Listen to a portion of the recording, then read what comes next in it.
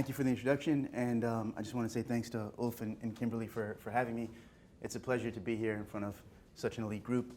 Right, so my name is Siddharth Suri. Everything I'm going to talk about is joint work with Mary Gray, and we're members of Microsoft Research.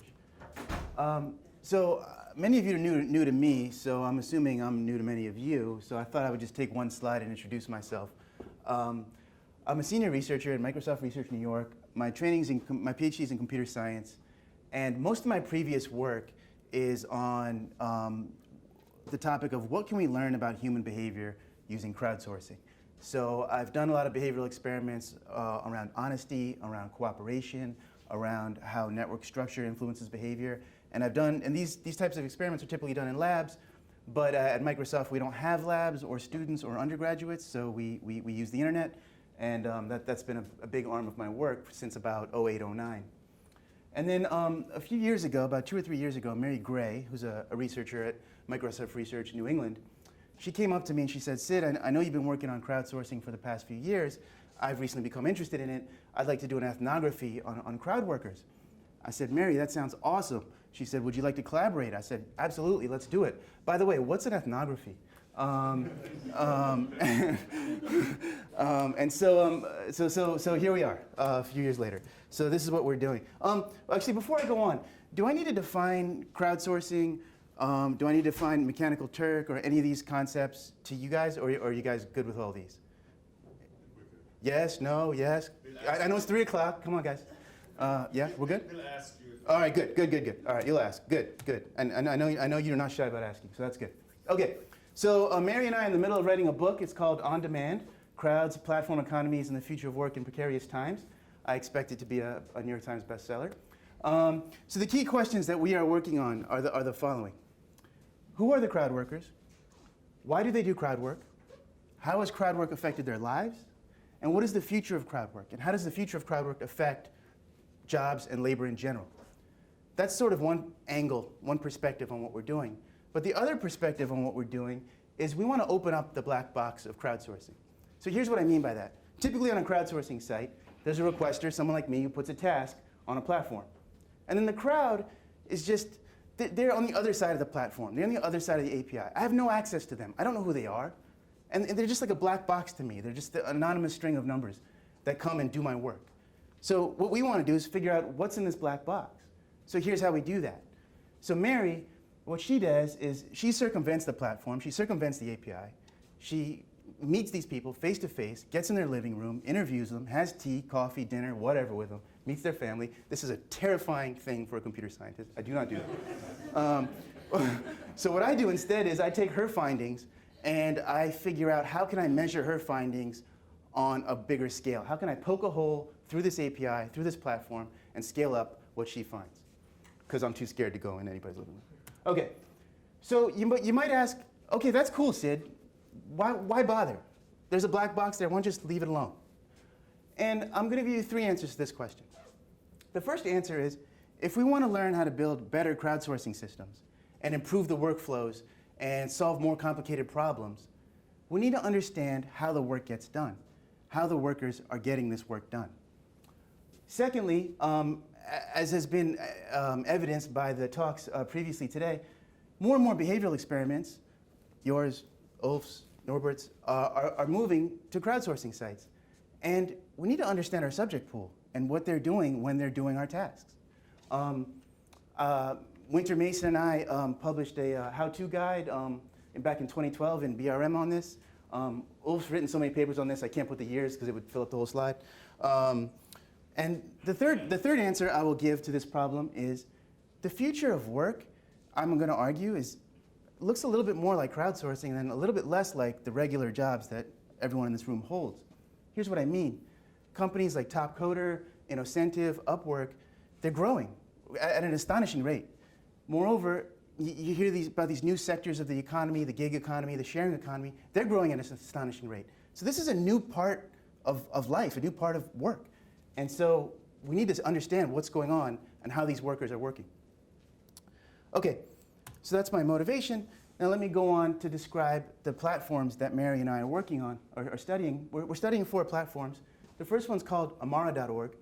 And they provide video captioning and translation services. So if you've ever seen a TED Talk, and if you look at the captions or if it's translated, it was probably done by Amara.org.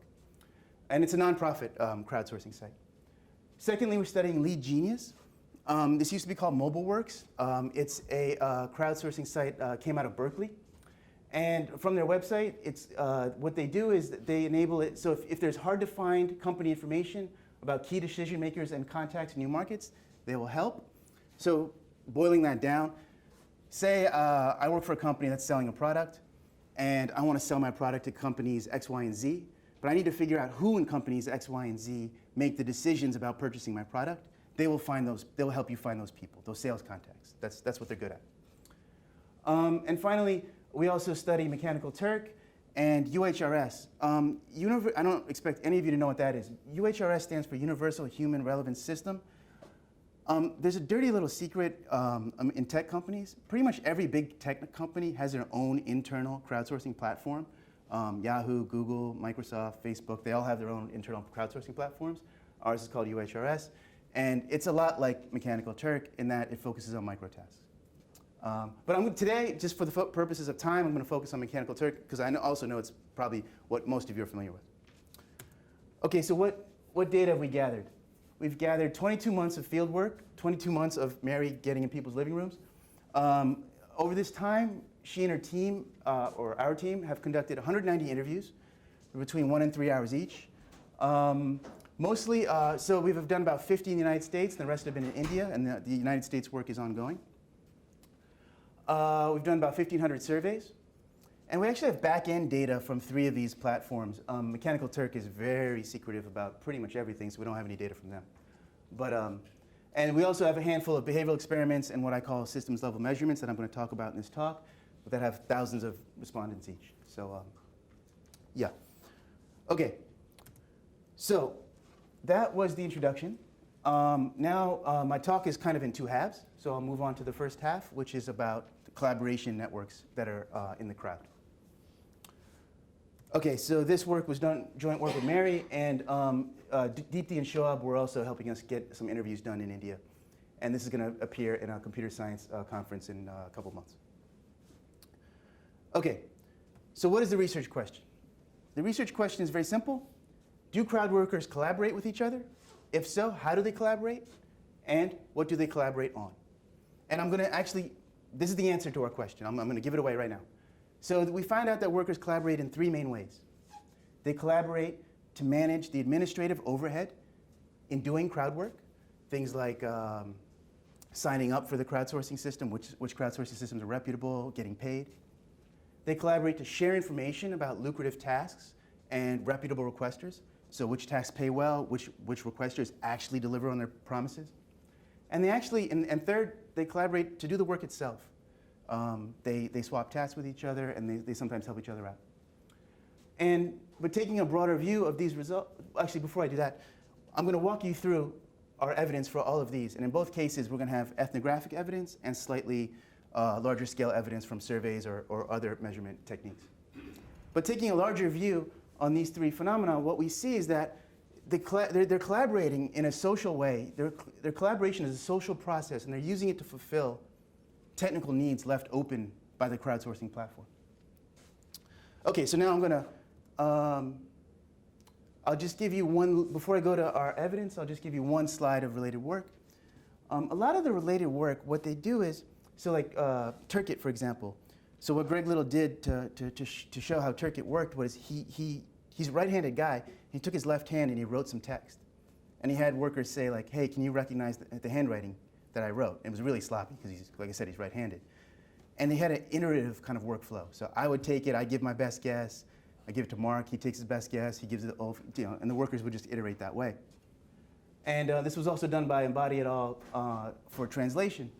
And then Kulkarni, Anand Kulkarni, by the way, this is the team that started Lead Genius. They had a way of having workers and requesters collaborate on workflows so they could come up with the best workflow together. But the point of departure between our work and all the previous work is the following. All the previous work tries to engineer collaboration between the workers. What we're doing is we're just observing what workers do on their own? How do they self-organize? How are they collaborating on their own? And what problems are they solving when they do that? Okay, let's get back to our stuff. Okay, so the first thing we noticed is that workers collaborate, like I said, to manage the administrative overhead in signing up for in Crowdwork. So Kumuda was a 34-year-old Hindu woman, and her job was to train people in computer literacy. And this is a quote from her interview. "I actually started with outsourcing. I and a friend of mine were searching for job offers. Everywhere it was a scam. Then I found MTurk. I'm the first person in my area to find out about MTurk. My friends have come to know about MTurk through me, so they know it is safe." We found this kind of quote rampant through our interviews. That is, someone tried to figure out how to do work online. They found scam after scam after scam. Then they found MTurk, and then they sent that out to their friends. Okay? So this, but again, this is anecdotal, right? But now, again, what I want to point out is this is a social process. A friend recommending a site to another friend. But I would argue it's fulfilling a technical need. That technical need is figuring out which sites are reputable and which sites are not. So again, we wanted to measure this and see how widespread is this sort of phenomena. Quick question. Please. Kumuda, was she from India or from? Right, she's from India. Yeah. A lot of, so we did the Indian stuff first. So a lot of the ethnographic stuff I'm going to talk about is from India. A lot of it is, and we're still working on the US. We've done about 50 interviews. We have more going. Right. So we turned to our survey data. So one of our survey questions was, how did you find out about the crowdsourcing site that you work on? And these are all the possible answers, but I want you to focus on this side for a minute, the friend. So the yellow bar is Lead Genius. 32% of the people who worked on Lead Genius found out about it from a friend. The gray bar is Mechanical Turk. 25% of the workers who signed up for Mechanical Turk found out about it from a friend. And for the other two platforms, it's right around 15. So what did we find? That, look, the stuff that we learned from these interviews did actually scale up. 25% of the friends of the workers did find out about the site through a friend. By the way, if you want to talk about sampling and how we did these surveys, it's quite cute, but I'll leave that to the question and answer part at the end. Okay. The next thing I wanted to say was, the next thing that we found that workers collaborate on is that they share task information and requester information. So Sanjeev, he was a 22-year-old student, and Mary interviewed him with his college buddy that he did MTurk work on with. And he said, quote, "If I'm working and I find a good hit, then I call him and I tell him about it." Okay? Fareed, devout Muslim in his late 20s. He lived in Hyderabad in South India. I can talk about geographic distributions of crowd workers later if you'd like. He said, quote, "Anyone who sees work posted calls and tells everyone. There is no fixed timing. Whosoever is alert and sees informs everyone, and in this way everyone helps everyone else." And he's talking about 150 friends that he works on Facebook that he works with. And the other thing he was saying is, so how do they communicate? They give each other missed calls. So if I want to tell Ulf there's a good task on Turk, I would call him, let it ring once, and hang up before he picks up the phone. That way we don't get charged.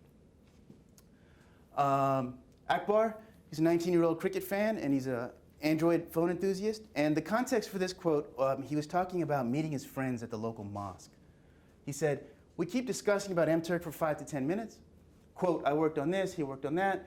This was good, this wasn't, and we get back to work on MTurk. We keep chatting on Skype and Facebook. We even talk and do video chat." So he would even have a chat window open with his buddies while he's working. Yeah? Okay, the single ring signals me that there's content someplace. Yeah. So what's the preferred mechanism? You mentioned Skype on the second one. Mm-hmm. So that's basically if they go to Skype and they do, or do they go to Mm-hmm. text? I'll talk more about that a little bit later, okay. But I'll just give you the punchline now. IM is probably the most popular channel. Instant messaging is the most popular channel. Okay. Again, so this was a social process, vouching for a task, finding their lucrative tasks. That solves a technical need. Which tasks pay well? If every task had a truthful reporting of how much it paid per hour, you might not need this kind of mechanism, but unfortunately they don't. Okay, so we measured this in a slightly more sophisticated way. So here's what we did. we did a Mechanical Turk hit. It's probably about the simplest hit you could imagine. We showed them a picture of a Bing map. Think of a Google map, if you will. And we just said, click on this map wherever you are right now. That's it. And we asked them one simple question. How did you find out about this task? That's it. You could do this task in under 20 seconds. Okay? We got 5,000 workers to do it over the course of 5 weeks. Okay? And so, like I said, we said, how did you find out about this task, right? And there was a bunch of options. One option was, did you find out about this task from an online forum? So workers often go to online forums and talk to each other on there. Did you find out it by searching the Mechanical Turk site? Or did you find out about it through a variety of other options, but those were by far the most two, so I'm going to focus on those two for now. So it turns out forums generated 41% of the traffic to our hit, and searching the site only generated 36% of the traffic. Yeah? I don't understand the economics of this whole thing, so how much Sure. did you pay for this task? We paid a whopping quarter, and the reason why we did that is because you could easily do this hit in under a minute. So if you work out like the hourly rate, it's like it's astronomically high because it's 25 cents times, it's like $15 an hour for this hit. $15? That's what we paid. So let me back up a minute. If you're going to do a Mechanical Turk hit, you want to pay something like $6 to $9 an hour. Okay? We paid more than that. Why? Because A, it was cheap. B, we really wanted a lot of Turkers. And C, I work at Microsoft. We have a lot of money. It's a fact. Okay, so then the other thing I wanted to point out was we ran this for 5 weeks, and this is every day laid out in order from the first day to the last day. The y-axis is the number of workers who did our hit that day. The length of the black bar is how many workers came to our hit from an online forum, and how many the length of the blue bar is how many came from general search. And what you can see, again, is that the black bars are generally pretty darn big. What you can also see is that most of the spikes came from the forums. So these forums make a kind of a bursty pattern to your hits. So the workers won't come in a uniform way. They'll come in a very bursty kind of pattern. Okay, yeah? So what kind of online forums are you talking about? Oh, we're gonna talk a lot about those. Don't worry. Oh yeah, that's the whole second half. Okay, so the last thing I want to talk about, workers collaborate on doing the work. So Poonam and Sanjay, they're a married couple, and this one story is about UHRS. They hand off tasks to each other. So Poonam was better at English, written English. Her written English skills were better than her husband's. So she would do all the written tasks, and her husband preferred the visual tasks. So say Sanjay was at work, and Poonam saw a task that he'd be good at, she would save it for him. She'd accept it, so it wouldn't go away. So kind of getting a placeholder for him. So when he came home, he could do it, and vice versa. Lalitha, she was a Christian mother of 2 boys living in Hyderabad, and she gets help from her sons to categorize adult content. So categorizing adult content is a common task on Mechanical Turk. And she said, quote, she was kind of joking, "They're more qualified to recognize these words than me. I need their help to keep the internet clean and safe for other families." So again, there's a social process here, getting help from your family members. To solve a technical need, either unfamiliar words or another technical need of matching workers matching tasks to workers with their skills. So to measure this one, we went again to our survey data. We asked workers, what do you typically do? We asked workers, what do you typically do with task instructions that you do not understand? And about 5% of them across different platforms said they ask a friend, and about 2 to 3% of them said they post to an online forum. So working on the task together wasn't the most widespread thing. It does happen, but it wasn't all that widespread. What's the one on the far right? Oh, email the employer. Sorry, this font. I tried to get this bigger, but I couldn't. You don't have to make it big. You just have to say what Yeah, sorry. So yeah, so emailing the employer was the most. This is try my best, ask a friend, skip the task, post to a forum, email the employer. Okay, so what did we see? I'm just going to wrap up this first half of this talk. So we found that workers collaborate organically, on their own. Nobody made them do this. Nobody was directing them or paying them to do any of this stuff. They were just doing this entirely on their own. They were self-organizing. They were collaborating to manage the administrative overhead. They were collaborating to share information about tasks and requesters, and they were collaborating to actually do the work. And it's a social process. These are social processes used to fulfill these technical holes left by the platform. If these platforms were perfect, they might not have had to do this. But at the highest level, looking at this from 30,000 feet, workers were talking to each other. I've been doing crowdsourcing work since 2009. I didn't know that happened, okay? This was fascinating to me. And that's going to be the jumping off point for the second half of this talk. But I think there's a question or two. Yeah? Yeah, I have a very basic question. Please. You gave me, today is the first day I knew anything about MTurk. Sure. Other Yeah. than hearing the word MTurk. So you gave an example in your study of this really simple 1-second Yeah, task. yeah. Well, could you give an example of the range of tasks? Sure. And, like a medium complexity, Hmm? and how much time they take, and how much they're getting, say for a complex task? Sure. So typically mechanical Turk tasks, are, they're called micro tasks, things you can do very quickly. Typically they're tasks that are easy for humans, but hard for computers. Things like image recognition, although that's getting easier for computers. What kind of recognition? Image recognition, what's in this image. Transcription is a very popular one. Translation is another popular one. And how much do you get paid for something like transcription and translation? Yeah. Is highly technical. How much would you get per hour? So it's a little hard to say how much the workers do get per hour because if you ask them, you get, workers are pretty bad at measuring that on their own. I try to pay $6 to $9 an hour. Workers find that a very sort of better than fair wage. So I thought you said 69. You said 629. $629, yeah, dollars an hour. Because and if you think about that, across various states in the U.S., that's right around minimum wage. The current average apparently is $4.50 per hour. Yeah. So I've heard various rumors about how Mechanical Turk started. One rumor I've heard is that it was started because Amazon had a huge product catalog, and they couldn't tell if two products in their catalog were the same or different. It's very hard for computers to do that, but it's pretty easy for humans to do that. That's another rumor I've heard was because it's pretty hard to tell if two addresses are the same, but for humans it's pretty easy to do that. So different ways you could write apartment, number, suite, all these things, but humans can disambiguate that pretty easily. Well, at those prices, is this another form of offshoring? Offshoring? Oh no, well over 80% of the workers are American. I don't understand how they can work for such low wages that are below minimum wage. So like I was saying earlier today, a lot of people think, who should you think about when you think of a crowd worker, right? Think about someone who's underemployed, okay? They have a job, but it doesn't pay enough. So they're doing this to fill in the gaps. Think about a caretaker, think about administrators. I mean, that's what's going on here. More questions? Yeah. Are there any figures on age distribution? So Mhm. you have a whole bunch of Oh, yeah. kids that, for example, might not be able legally to work. Right.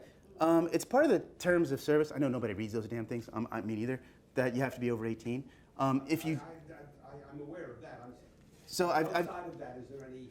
Absolutely. I've done some of these, and other people have as well. In fact, Okay. But the point is that the average age is roughly around 32.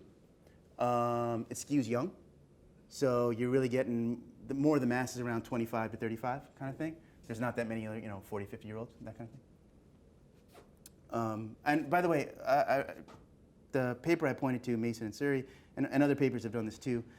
What we did was we asked workers demographic questions, then we waited like 6 months and asked them again. So if they're lying, they had to be lying consistently. Does that make sense? And it turns out we had 95%, well over 95% agreement between the two measurements. More questions? Yeah. You already mentioned that, it's pretty low pay in the US. Yeah. But then, one major group of MTurkers has been in India always, and Yeah. there it's, So it's a bit higher. Yeah. And also I wanted to mention that there have been for quite some years now these forums and even Yeah. Yeah. by the MTurkers, so Yeah. we can watch live how this happens, right? Yeah. So this will probably increase the payment. So I'll get to the forums in a minute. The fraction of Indian workers has gone down dramatically because Mechanical Turk has stopped allowing new foreign, new non-U.S. workers. But let me go on. Okay. So now I want to talk about the communication network within the crowd. And this is joint work with Ming Yin, who's an extremely talented graduate student at Harvard, Mary, myself, and Jen Wortman-Vaughn, who's a colleague of mine at Microsoft. This is under review. Okay, so the research question for this second chunk of the talk. We know that workers collaborate, and therefore they communicate. So what we wanted to do was we wanted to understand what is the topology of the communication network within the crowd. In other words, we wanted to scale up the discoveries that we made in this first half of this talk. And the communication network between the crowd workers is not in some data set that we can download. It is not in some API that we can scrape. So we have to go out and get this data. So our approach was to build a web app, to build a hit that gives workers an incentive to report their connections while preserving their privacy. And we're going to focus on just Mechanical Turk because this was a significant undertaking. But again, before I talk about our findings, why would you care? Why should you care about mapping the network of communication between the crowd workers? I'll give you a few reasons. One, crowdsourcing is often used to train machine learning algorithms. In active learning settings, they get human judgments, and then, they do human-in-the-loop computing, where if the machine learning algorithm is not confident on a result, they'll give it to a human. So there might not be some independence here, and that might violate some of the assumptions of these algorithms. And also, in wisdom of crowd work, if there's not independence, you might get a bias. And Lev Muchnik and his colleagues have studied what can happen when there's bias among the workers in a crowd. You also might wonder, why study the communication network? Why don't we study the collaboration network or the friendship network or some other kind of network? And the reason we made a conscious decision here, the communication network is the most general kind of network. So these other networks that you might be interested in are more likely to be subnetworks of what we're finding. So we thought we'd start more general and then leave the more specific for future work. And finally, the communication network impacts how work gets done. And specifically, it impacts how workers find out about tasks. So this is something that we wanted to measure.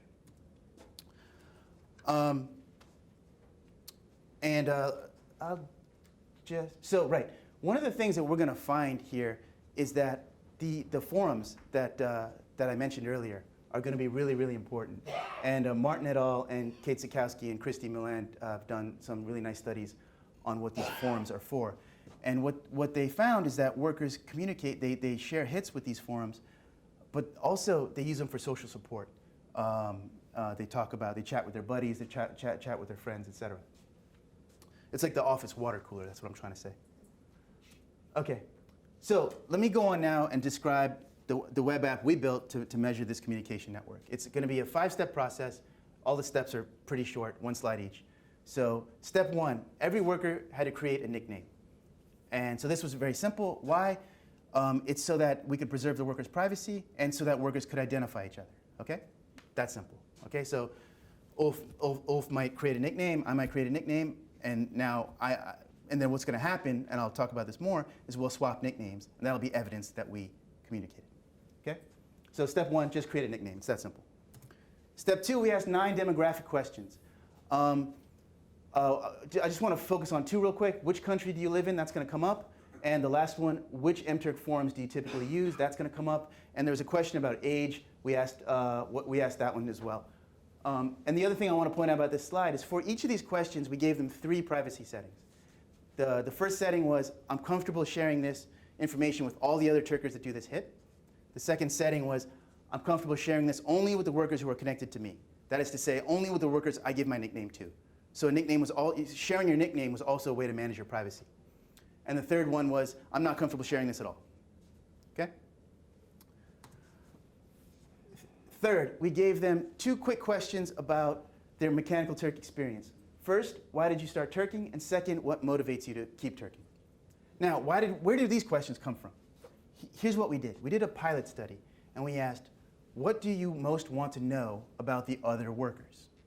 And these were the two questions that bubbled up from that pilot survey.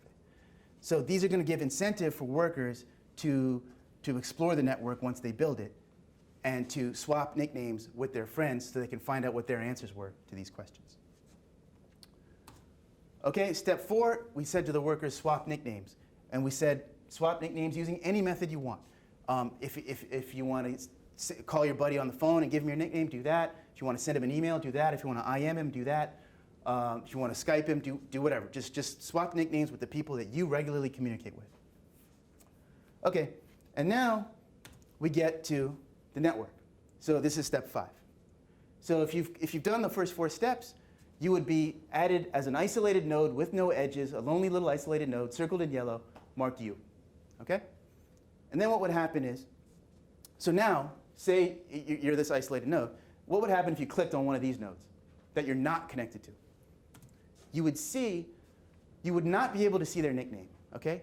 The nickname was only for, you would only see the nickname of the people you're connected to, and you would only see the information they shared with everyone. You wouldn't see the information they shared with just who they're connected to. So then you say, okay, I'd like to add an edge, okay? So to add an edge, what do you need? You need the person's nickname, and then we asked 2 questions.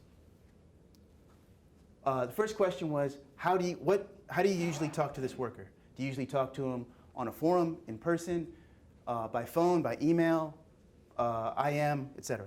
And the second thing we asked is, what do you usually talk to this person about? Sharing hits, discussing requesters, chatting about day-to-day life, other. Okay? So then what would happen is, so this guy added a link to him, and now if he would have clicked on one of his buddies' on his friend's node, he would see his nickname, and he would see all the information that person shared with his connections, his or her connections. A little unclear on the procedures. Sure. So initially when people sign up, they don't know the name, any of the nicknames. Correct. But you're assuming that somewhere outside the system, they know each other. That's correct. So it's They communicate. trying to tap into the already existing That's it. communication. So you come up with a nickname, and I don't know it. But let's say you and I generally We chat. Skype with each other. Exactly. We find out that we're both participating in this. Exactly. We find out we're both participating. I find out your nickname. You find out mine. And now, when I put in your nickname, that is evidence that we have communicated. Because, make sense? Right. More questions? Yep. Did you find that people posted their nickname to a forum? They did. Sometimes they did. Yeah. More questions? But there are different levels of knowing each other, right? Oh, I know you absolutely. from Mechanical Turker before, and I know you in person or. 100% correct. That's why I said we're mapping the communication network. I don't know. I don't know if any of these people know each other at all. That's a different network. That's a friendship network. That's some other kind of network. But I just wanted to study. Again, we just want to study. We were interested in information flow and that kind of thing. So that's why we're mapping the communication network. More questions?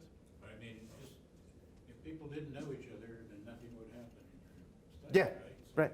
And I wouldn't be up here giving a talk now, would I? So this task took about 10 minutes. The last thing I wanted to say was we also gave them each worker got a private URL. So if they wanted to come back and add edges, say I find out about a nickname later that I want to add, or if they want to come back and take a look at what does the network look like now, they could come back and do that. What's an edge? Huh? What's an edge? Oh, if I swap nicknames with someone, now there's an edge between us. That's how it's. Line between Oh, that's a line. Yeah. Yeah. connection. How long does it take to add a new edge? How long does it take to add edges? It's like a few seconds. Okay, so you assume that in 10 minutes they have enough time to add all the people. Yeah. Yeah. And what we did was we ran it. I'll get to this in a minute, but we ran it long enough to where it stabilized. The network stabilized. So it took about 10 minutes. We paid each worker $1. Okay. Any more questions about the task before I go to the results? No? Okay. Well, this is what we got. We ran it for 2 weeks.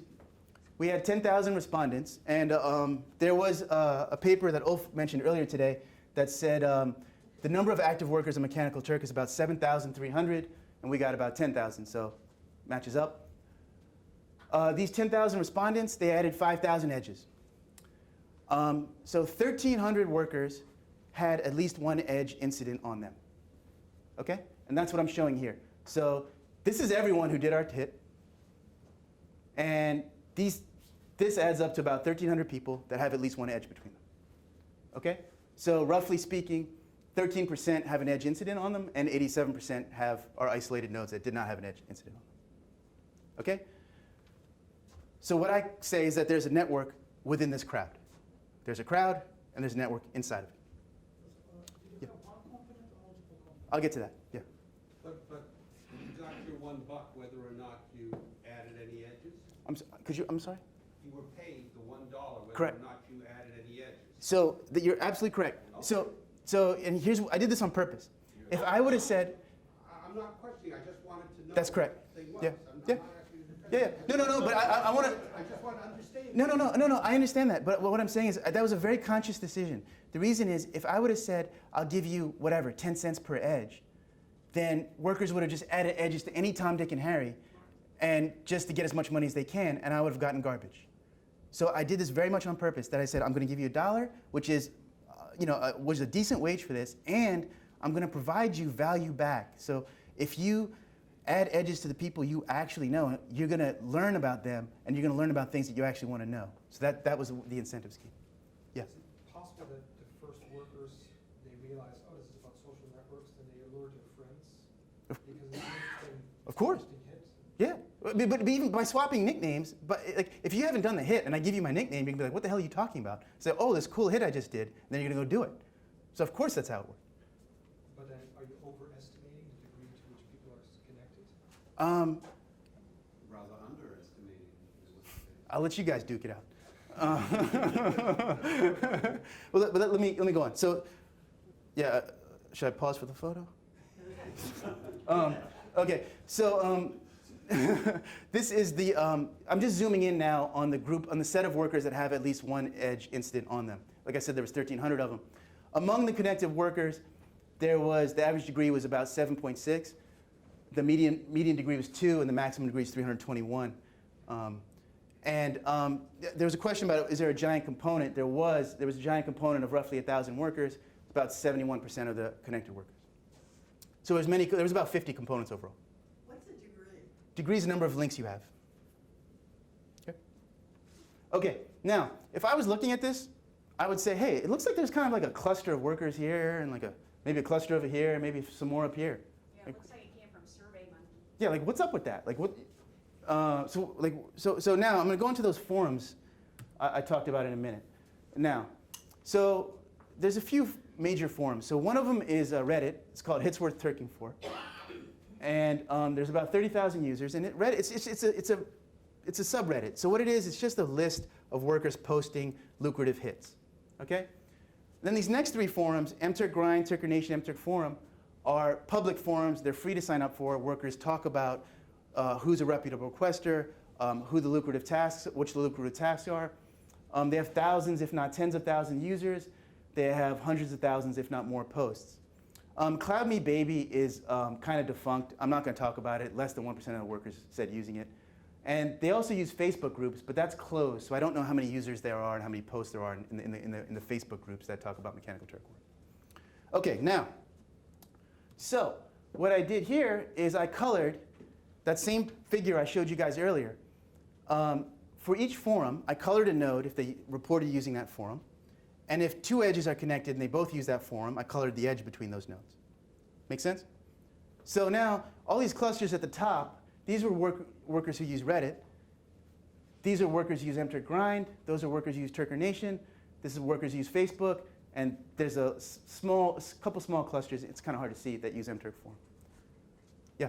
How are you displaying the graph? In other words, how are you choosing how you're displaying it? On this slide or to the workers? In the way you're representing it suggests certain clusters are there and certain central figures are there, but you could display it differently. 100% correct. And the literature on drawing graphs is like this high. So, this is a standard spring embedding kind of layout. Yeah, yeah, but the other thing I wanted to point out, unfortunately I took the slide out. We did various metrics to make sure that these clusters are real, and there is actually homophily within forum usage, and it's not just an artifact of how we drew these graphs. I had those slides in, but when I practiced this talk, all my friends were like, they're way too confusing, take them out. So, okay, let me go on. So 60% of all the workers and 83% of all the connected workers reported using one forum, okay? But I think these are the two more telling statistics. 90% of all the edges are between pairs of workers who said they communicate using a forum, and 86% of all the edges are between workers that say they exclusively communicate through forums. So these forums really drive the communication between these workers. Okay, you might be curious, like, hey, well, what are these workers talking about, right? So we asked them that. Recall, when I added an edge to another worker, or I swapped nicknames with another worker, we said, what do you normally talk about? And these were the 5 answers they could choose. They could choose as many as they wanted: hits, requesters, scripts, tools, life, or other. Focus on this the pink bar for a minute. That's Reddit, okay? So they talk a lot about hits, but for everything else, they talk less about it than the other forums. So Reddit is strictly business. They just talk about hits on Reddit, and that's it. What are the most lucrative hits? That's it. Conversely, look at Turker Nation. It's the green bars. They talk about life more than any of the other forums. And Christy, who's the moderator of this forum, she has a nice paper. She has a nice quote that a lot of the workers, the first thing they do when they wake up in the morning is they pull up Mechanical Turk, they log into Turker Nation, they get in the chat room, they start talking to their friends. It's like the water cooler, it's like the office water cooler. And finally, Facebook has the most highest representation on talking about other topics, implying that perhaps workers are actually working with their Facebook friends and talking about their Facebook friends on things besides Mechanical Turk work. Okay, now, recall when workers added an edge, we also asked, what channel do you use to talk to this person? And the options were a forum, the options were instant message, the options were in-person discussion, email, Skype. And so 14% of the connected pairs of workers reported using a one-on-one channel as opposed to a forum. 10% did so exclusively using a one-on-one channel. So then we said, okay, well, how does what they're talking about depend on the channel? So the blue bars are those using forums, and the red bars are those using these one-on-one communication.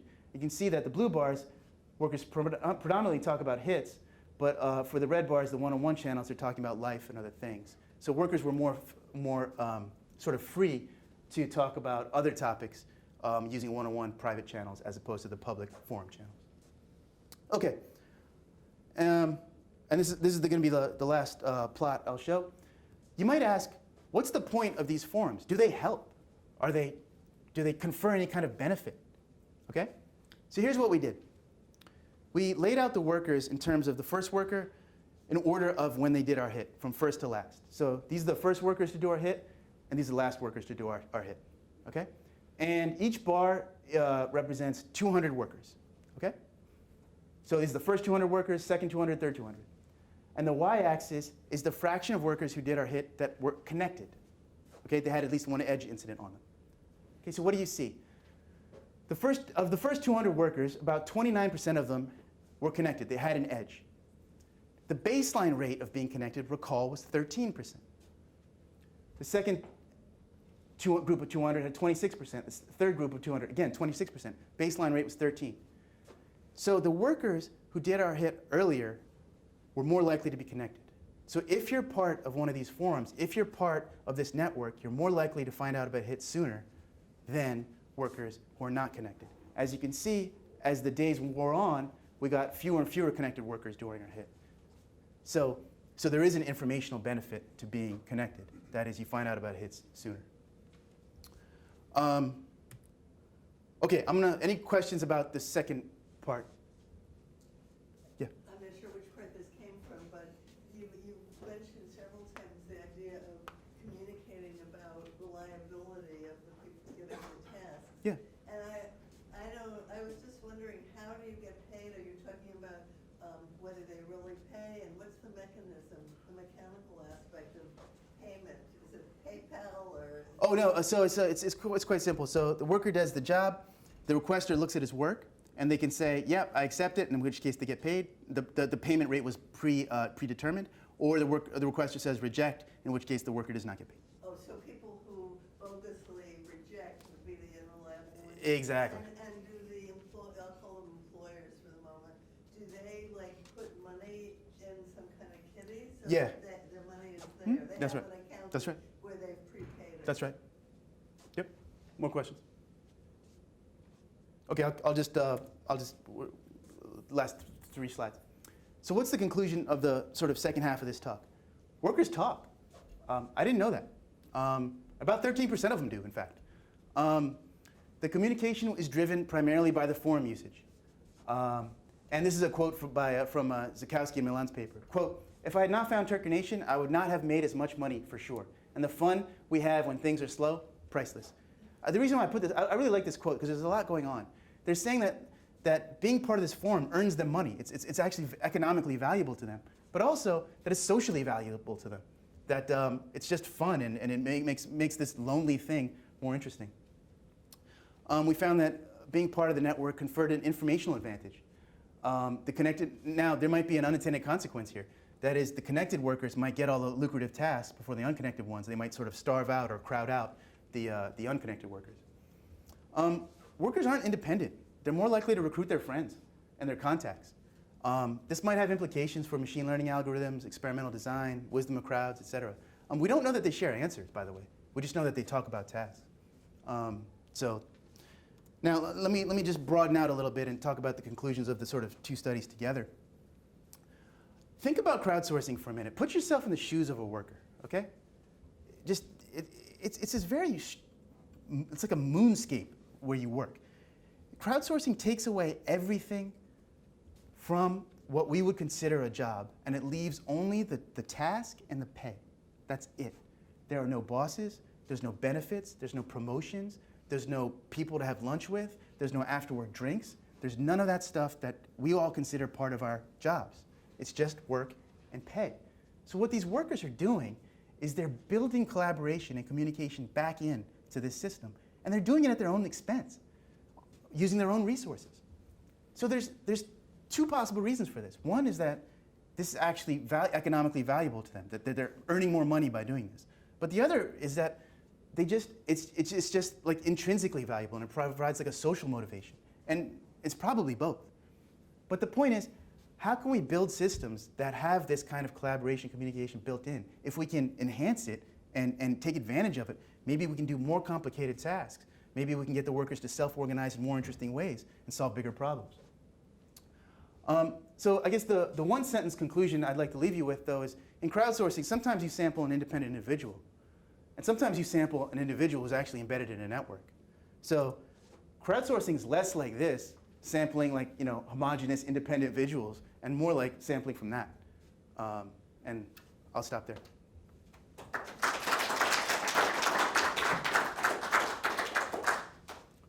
Yeah. So do you have an estimate of what percentage of hits are actually done by those 30% who are a part of the network? Oh, yes. Do I have an estimate? A numerical estimate? No. Do I have a gut feeling? Yes, the overwhelming majority. So there's an 80-20 rule in pretty much every online site. 20% of the workers do 80% of the work. And those connected workers, in my opinion, are most likely that 20%. Make sense? So 20% of the Wikipedia editors do 80% of the work, et cetera, et cetera. And that's happening here. And those connected workers, I'm betting, are the super Turkers who do almost all the work. And so, by the way, the one thing I wanted to point out, though, about this slide, I kind of forgot. You were kind of touching on it. Let's just say you do a task that pays pretty well, right? And maybe you do 100 hits or 200 hits. You're sampling from this set of workers that are highly connected and probably the super Turkers. Yeah. I think you had a question. Yeah, so I had a question. So did you measure who was editing the agents who? Say again? So when the network was being built, you were basically able to measure who was editing the agents to who? Of course, yes. Yeah, so those workers who had the largest degree, Yeah. your graph is being displayed as the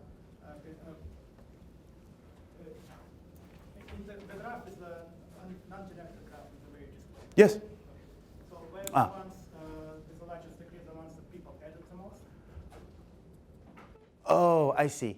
Was it? I see. I'm suspecting that they both basically put That's a great question. I don't know the answer. I have that in our data. We haven't analyzed it yet. Yeah, I haven't looked into that. Because I think what you're asking me is like, the highest degree worker, did they add all their edges or did people add their edges to them? The ones called the center. I think it's the latter. They added edges to them. They had many edges added to them. So basically the first ones But- put their nicknames in the forum. And then But don't hold me to that. Yeah. Yeah. Ulf. Yeah, I really like both of your studies, both parts Yeah. here very much, and they are very much needed because we had a time, where MTurk was out there, and I mean, now more than 50% of all psych studies Yeah. are basically run with MTurk without really knowing what's going on, Yeah. and your stuff is highlighting some of the problems, and we know there are more and what's going on, and I think it will maybe swap over to again looking also what's been happening with undergraduate samples, Mhm. because Yeah. some of the things they also have forums. Yeah. Right? And Yeah. They also undergraduates don't talk to each other ever. No, I swear. So another question I have, I mean that's one thing. The other is, did you look at the kinds of sub-networks and connections? So did there, maybe they are hierarchic. So maybe you have some agents who actually sub-employ others. Like that could happen in families. Yeah. You're suspecting, and you actually had some Yeah. statements that Yeah. children would work. And Mhm. So we actually have I haven't answered that question, but it's not from the mapping hit. It's actually from the ethnographic data. There's definitely people that will train other workers and have sort of MTurk sort of employees, and they're sort of an MTurk supervisor and that kind of thing. So that definitely exists, but it like I said, it comes from the ethnographic data, not the mapping data. Yeah, more. So suppose someone. Oh, actually, sorry. Let me address the first part you said. I'm not entirely sure anything I've uncovered here is a problem. I don't know that anything is. It is true. I measured what I measured. You can argue about how I measured it or whether it's the right way to measure it or whatever. But I haven't seen anything. And by the way, I've written, I don't even know, a dozen behavioral experiments on Turk. I haven't written anything that made me think, oh crap, I really need to retract that study or anything. I haven't sounded like any kind of smoking gun or anything like that. But I just want to be honest about what I measured, be honest about what's going on the other side of this API, be honest about what's going on in the crowd, so that when you do your study, you can think, I now have a richer model of what's going on in the crowd. Does that richer model impact my study? If so, how? And how should I change my study? Yeah. Mark? Sorry, I cut you off. So I guess suppose for a lot of these tasks, they're so simple that you just need some human eyes. It doesn't matter what their social Sure. network is. But for other problems, it might be problematic that there is a social network. It could be. So can you counteract it somehow? If you say, Yeah. well, here's a hit, and only one person can do the hit, so nobody Yeah. bothers to post it Um, and discuss it on the sites, and then you schedule the next hit on some unpredictable time. Yeah, so workers are pretty good at self-policing, especially if you say, this is for science, please do not talk about it. I've done this many times. For example, one of the papers I wrote is called Incentivizing High Quality Crowdwork. So we were changing incentive schemes. We wanted to measure what's the best way to get high quality work. Incentive scheme A, B, or C. So we were paying workers differentially, right? So we really needed workers to not talk about it, because if, you got paid $1 and I got paid $2, and I find out, I'm going to be mad. That's a problem. So and they really self-police. If you say, look, this is for science, please don't talk about it. And if someone does talk about it, they said, hey, Sid asked you don't talk about it, so don't. That's one thing. Second thing, it pays to really have a good reputation, and it pays to really communicate with the workers. So what we do is, before I do any task, I go to these forums. I say, hey guys, I'm going to launch a task in 10 minutes. Please don't talk about it. It's for science. And if you have any questions, just email me. Here's my email address. And if you do that, then they know you're a human being. They know you're reputable. You're putting your reputation on the line, and they're happy with you. Let's do Norbert and then Patricia. So there's one implication that I'm sorry for my chewing here. There's one implication that is worth keeping in mind. if you're running an experiment for which your IRB wants you at the end of your study to have a routine debriefing that everybody gets, Mm-hmm. then the communication may become more of an issue. Not so much. So there's a notify workers API call. So for every worker who's done a task for you, you can then email back directly, just using this API call. So if you need to debrief, you have that functionality built right in. And Winter and I talk about that in our paper. Yeah, Patricia. I think it's interesting that people think that the networks cause problems with MTurk, but it seems to me what you're doing is illuminating problems that are probably much worse in the intro-psych pool. Oh. I mean, they're... I would kiss you. I mean, it's like you know how many reviewers like I think there was a slide earlier. It's like it was your slide. That's right. It's like and your talk, your whole talk was basically like reviewers think that this is all wrong and what they do is all right, and Norbert showed it's the other way around. and you might think you find me a collection of people where 87% of them are not connected. Like, that doesn't exist. That just doesn't exist. Well, I mean, if you think about it, many schools might have one section of intro-psych a quarter. Yeah. With the same experiments. And now those kids are sitting in the same classroom Right. next to each Right. other. They have a requirement. You think they're not talking? Yeah, exactly. But the interesting thing is that we've never thought about that. Yeah. That your work makes everyone think But see, you must see the reason why I really like what you said is because you have confidence, right? A lot of people, what happens is they don't have confidence. They're like, oh my God, he's shedding light on something that I swept under the rug. I don't want that. I'm going to poo-poo his paper. I'm going to poo-poo his work. You see what I'm saying? But you don't have that issue. But I've certainly run into hostile responses. Yeah. But let's keep in mind there are some differences in this. So most of our undergraduates don't give a damn about sex. They're getting some credit, and I mean, I showed you this morning. You have some very low attention rates.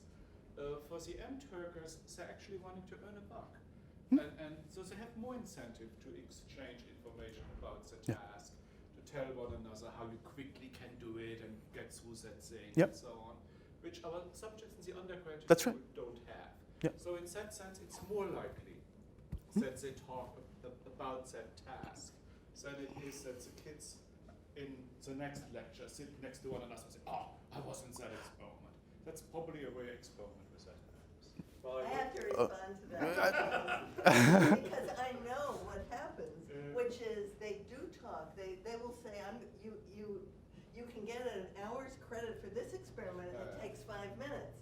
That one actually takes an hour. Or I get 2 hours credit, but it only takes an hour, and I need 2 hours credit. There's a huge amount of talk like that. And not only that, we found that it's really hard to get subjects for in-person experiments now. So they're obviously talking about that, and the online. They want the online fast things they can do at home. Oh.